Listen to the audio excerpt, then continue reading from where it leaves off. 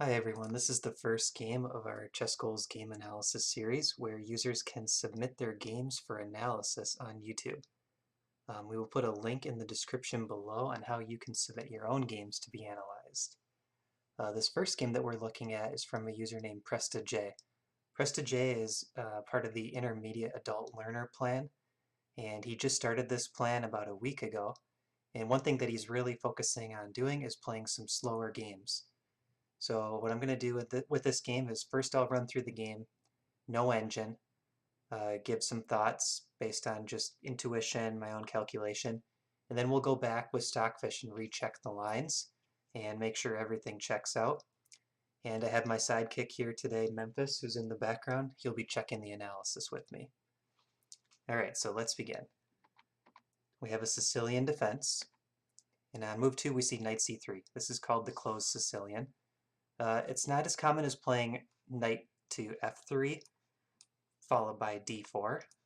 So usually we see this type of plan, but knight c3 is very flexible and it can still lead to some nice attacking positions. It's definitely a solid opening.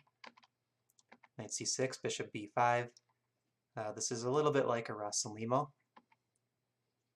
Knight d4, bishop c4, e6, knight g to e2. This is all pretty standard so far. And one thing I like to do down in the lower right-hand corner, I'm checking an opening book. This one's based on master games, but you can also create books in ChessBase based on Grandmaster games or really any database of games you'd like. You can create a book from them. So here we're following a set of master games. We can see already that D3 only has 3 games in the book, so it's not as common as castling. So something to keep in mind going forward. And after d5, bishop b5 check, now it looks like there could be a potential tactic here. So one thing I'm watching out for is this queen could come to a5, which hits the b5 square and also is lined up with the king. So one thing that could happen here, and it looks like this happened in the game, black can take on b5. White has to take back, and now queen a5 check. So this is a fork, checking the king, attacking the knight. The only way to try to save the knight is to move a knight to c3, either knight, but then what's going to happen is black can play d4, kicking the knight. Now at this point, the c3 knight guards the b5 knight, and it's also pinned to the king by the queen on a5. So already PrestaJay has to give up a little bit of material here. So one thing that we should note is which move we think the mistake was on. So again, we're not checking with the engine yet. I believe here that white would probably still be okay with bishop b3, and then we can make a quick note, avoiding the loss of a piece. And then we'll come back through and check this at the end of the game with the engine. Okay, so knowing that we're dropping a piece, now we have to change our mindset from an even game mindset to a playing from behind mindset. And usually when you're playing from behind, the best thing to do is to get your pieces very active and play aggressive and try to play for the initiative. So we want to try to make it tough on our opponent to convert this win. I really like bishop f4. I think that's a good start. We got to get the bishop out, eyeing some of these dark squares in black's position. Oh, very nice. And we're also creating some complications with knight c7 check. So here there is some calculation we need to do. If knight c7 check, the black king moves. Can we get away with taking this rook, knowing that black has c takes b2, opening up this check to our king? So let's think about this for a second. Can we get away with knight c7 check?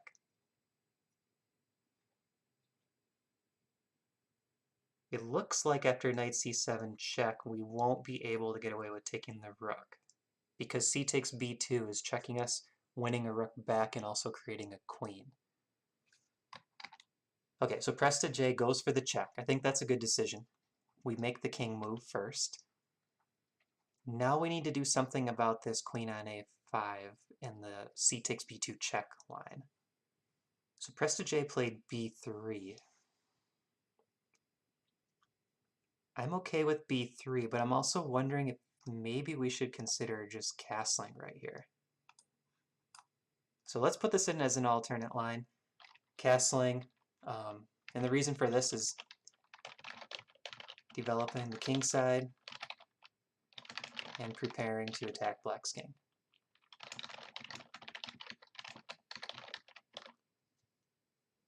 And this is how I analyze my own games too. So usually if you're playing your own game, you have a much better idea of the tactics. We're going through this quickly. PrestaJay is a 1900 player. His opponent is also over 1900, so obviously at my level, I'm probably going to make a lot of mistakes going through this game without the engine. But this is what I would do in my own analysis. So now b3, bishop d6. Black's trying to trap that knight. But we have this nice sequence that PrestaJay plays. Bishop takes d6, king takes, knight takes a8. So now if we do a quick count of the material, both sides have a queen, both sides have a rook, 8 pawns each. We have a rook for the bishop currently. So we're up 2 points. But the knight on a8 is going to be trapped. We also have this king in the center. So this is something that we could try to take advantage of. So here black plays e5. I think that's a smart move. The reason black wants to play e5 is because we may play e5 ourselves and really draw that king out into the open, and that opens up the e-file for the rook. Castling makes sense.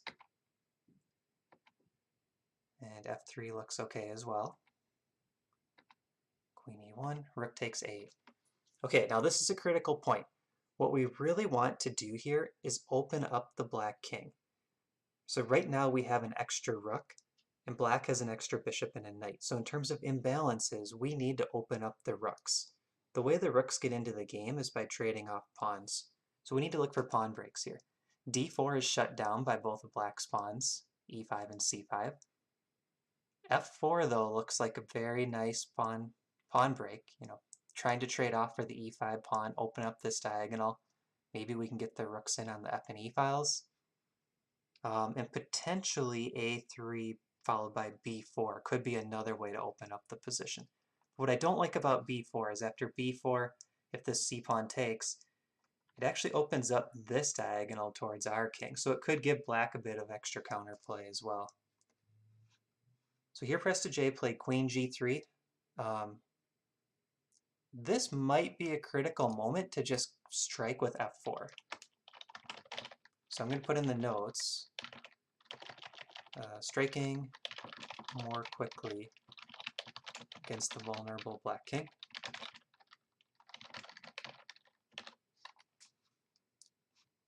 So after queen g3, we are hitting g7. I like that.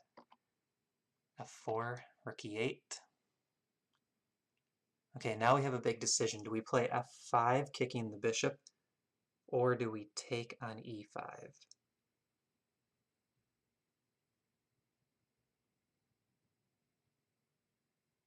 Yeah, I think f5 looks good because we can grab the g7 pawn, and then that also hits the knight on f6.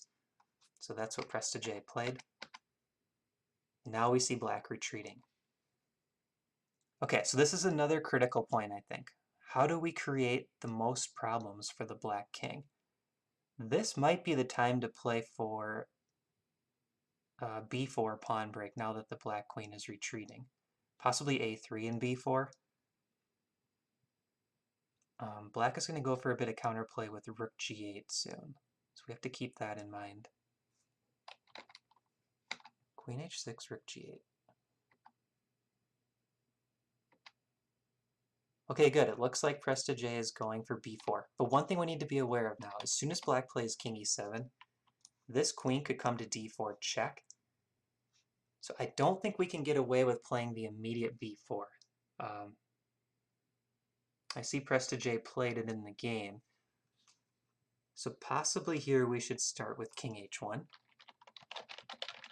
avoiding queen d4 check.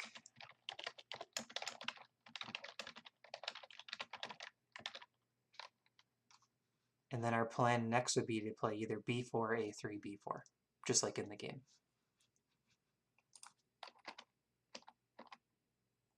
Yeah, now it feels like black is really controlling the position because we haven't opened this rook up. This pawn could still be guarded by the a pawn. And black actually has a lot of play coming against our king now. There's all 4 black pieces coming near our king. So kind of thinking back when we went for the g7 pawn, potentially that gave black a bit of counterplay, and we'll check that with Stockfish after we go through the game. But it's possible maybe we should have focused more on playing f takes e5 and attacking in the center. a3, a5, takes. Okay, this could be good. We have the a file opened up now. Also, the b4 pawn could become weak and we could double the rooks. It looks like that's what PrestaJay is going for. But one thing we got to watch for is if this f rook moves, this black queen could come into f2 and really try to create some problems for our king. Bishop e2. Yeah, so PrestaJay, good decision. I think we have to keep this rook playing defensive.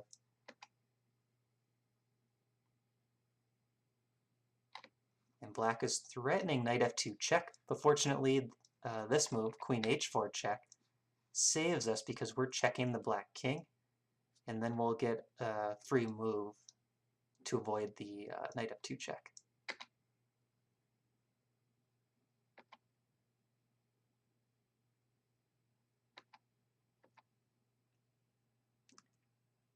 So I did look at this game on Lichess, and one thing I noticed was somewhere around this point, black's clock was starting to get a bit low. So this was a 45 plus 45 game. So each move, the players were getting a bonus 45 seconds. I believe black's clock was somewhere around the 5-minute mark at this point. So a good strategy when your opponent's low on time and you're down on material is to just really complicate the game. So in this case, I think the plan that PrestaJay is going for makes a lot of sense. So he's going to stack his rooks on the, he has his rooks stacked in the b file. He's going to play for a quick attack, try to make things difficult for the opponent. Queen e3, rook takes b4. Okay, already we can see there's some play coming for white. Rook takes b7, check is threatened. The bishop on e2 is pinned. Pawn on c3 is potentially hanging. Black's position looks a little bit shaky. So I think so far we're creating some chances here. Oh, nice move. Queen takes c3. So now if we look at black's threats, rook f1 check, we can just trade it. And there's no immediate threat for black. And look at the pressure that white already has in the position. Rook takes b7, queen takes e5, queen c7 check. We have a lot of things going for us, and when the opponent's low on time, this is definitely something we want to be going for. So I'm going to put a note here. I think it's important to note positive things as well. I'm going to say last few moves, and I'll word this as if I was playing as PrestaJay. Last few moves, did a good job making things difficult for my opponent.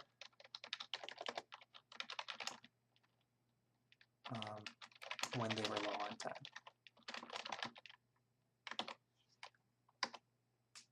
Knight d7, rook takes b7. Now I think white might already have the advantage. This is looking really good. The d7 knight is pinned, so we renew this threat. Queen takes e5 check, and black's in a lot of trouble. That king is wide open, our queen can access h8. We have both rooks in the attack. And if we look at black's attack, the only thing that black is threatening here is rook f1 check and a trade of the rooks. So queen f2, queen takes e5 check, great bind, king f8. Oh, really nice tactic. Rook b8 check. That finishes the game. It's a mate in 2 moves. Okay, so overall, we saw a drop of the piece early on. Obviously, that was not good. And I think b4, on move 24, was also a mistake because of this queen d4 check tactic. So now what I like to do is turn on the engine. In this case, we're using Stockfish 12. I'm going to bring them over here below the moves. And let's just run through this.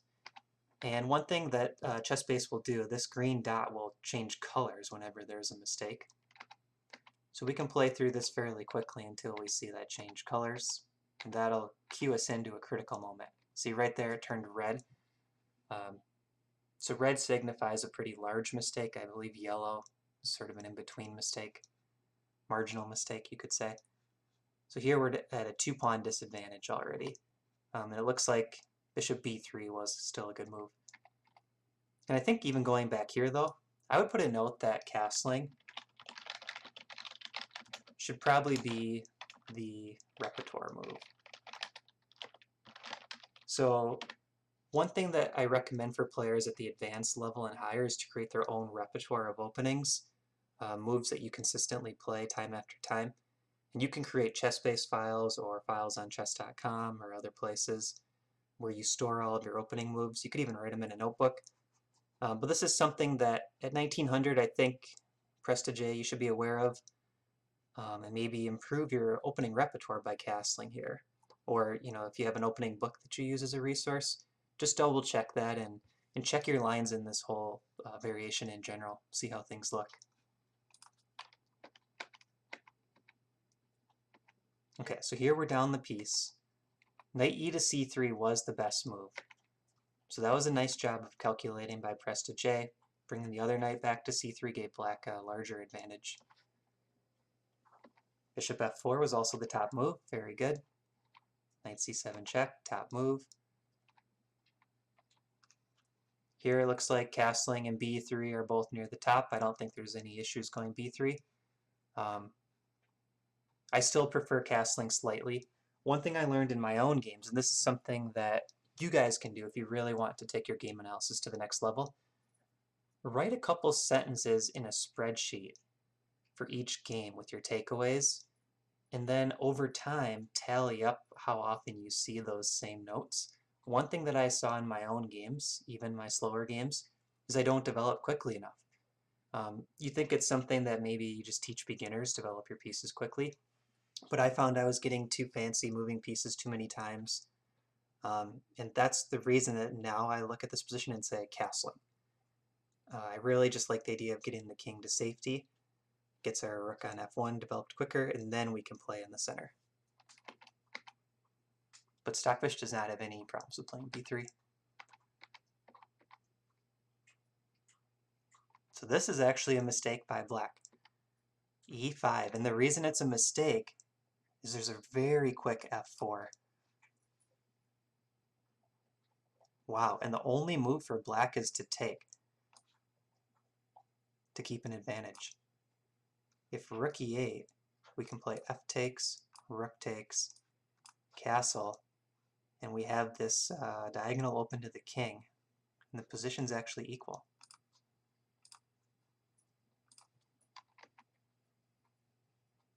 So after bishop g4, f3 is good. Queen e1 looks like a good move. Now again here, f4. f4 is critical. So this note was correct. So PrestaJay, one thing to keep in mind, and this is sort of all about king safety. We see that black king on d6. If we can attack him very quickly, that's how you can get counterplay for your material. Once black plays rook takes a8 and starts running their king backwards, the king becomes quite a bit safer. So it's critical to go after the king very quickly. So number one, we get castled. Number two, we just go right after his king. That's how we're going to get our counterplay. And put it on your opponent to prove that they can keep this advantage. So now we're about -3 territory, according to Stockfish. Oh, and here's a mistake. Rook e8, and you capitalize that f5. We're going to give that an exclamation point.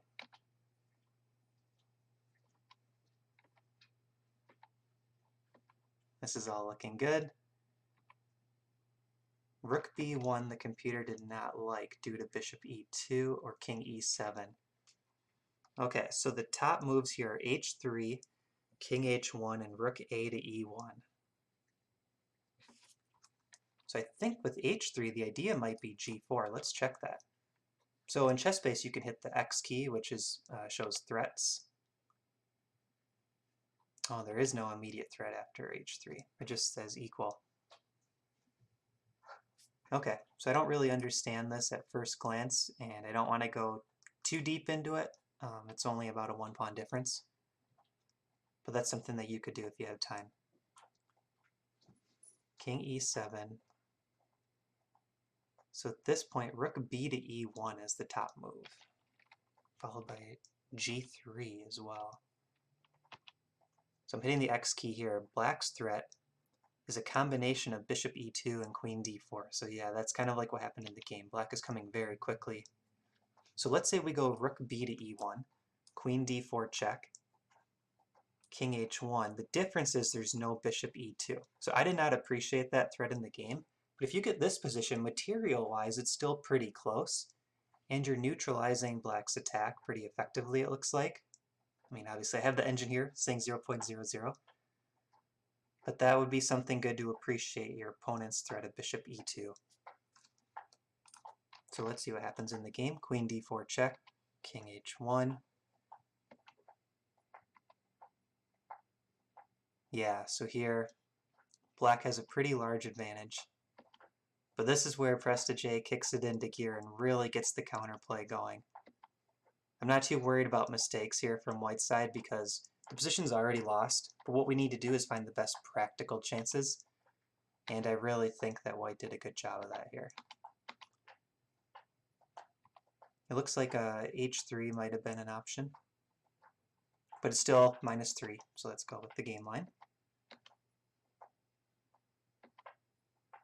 Oh, here there is a missed opportunity. Queen g1 forces a drawish situation. 0.00, there could be a repetition there. Queen g1 looks like a very good improvement. So we could put that here. Queen g1, only move to gain equality. And in the game we had rook takes b4, rook f4, and then this is where white's position comes to life. PrestaJay really is in the driver's seat, found all the critical moves, and found the mate sequence. Very nice finish. So now what I'd like to do at the end is create a key takeaways comment. So I think we want to improve the opening.